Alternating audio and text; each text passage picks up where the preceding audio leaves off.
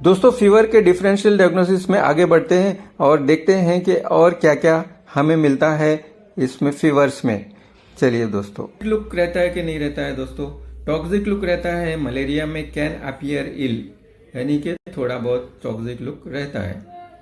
और इसी तरह टाइफाइड में कुछ दिनों के बाद में टॉक्सिक लुक हो जाता है दोस्तों। आपके क्या नहीं, डेंगू है, डेंगू में फैटिक और वीकनेस बहुत ज़्यादा रहती है दोस्तों।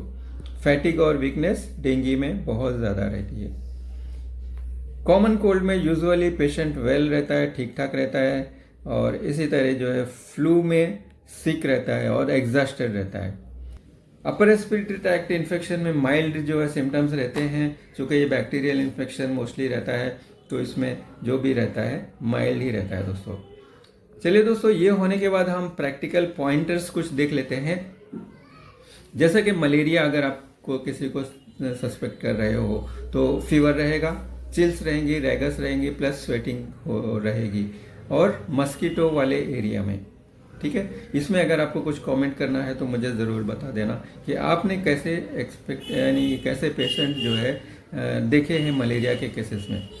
और टाइफाइड का भी ऐसा ही है दोस्तों, ग्रेजुअल फीवर रहता है, उसमें पेशेंट में एब्डोमिनल पेन रहता है, कभी कॉन्स्टिपेशन, कभी डायरिया भी रहता है दोस्तों।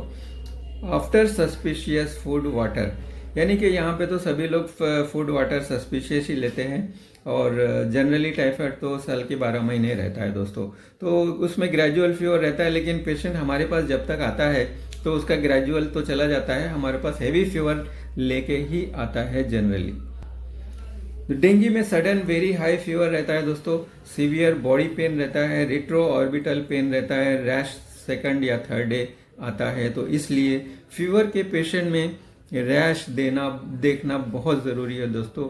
सारे के सारे जितने भी फीवर के पेशेंट आते हैं, आपको रैश देखना ही देखना है। कोल्ड में स्नीजिंग होती है, रनी नोज रहता है, सोर थ्रोट रहता है, लो फीवर रहता है या फीवर नहीं रहता है, वो कॉमन कोल्ड है। इसी तरह फ्लू में सडन हाई फीवर आता है, आपको लगेगा कि ये डेंगू है या मलेरिया है, कुछ और है, लेकिन वो फ्लू हो सकता है दोस्तों।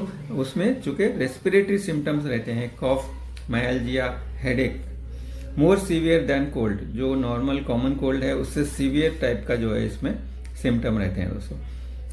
अपर रेस्पिरेटरी ट्रैक्ट इन्फेक्शन में सोर थ्रोट रहता है, कंजेशन रहता है गले में, और होर्सनेस हो सकता है, फीवर माइल्ड रहता है दोस्तों। ये upper respiratory tract bacterial infection में आपको इस तरह के सिम्टम मिल सकते हैं दोस्तों।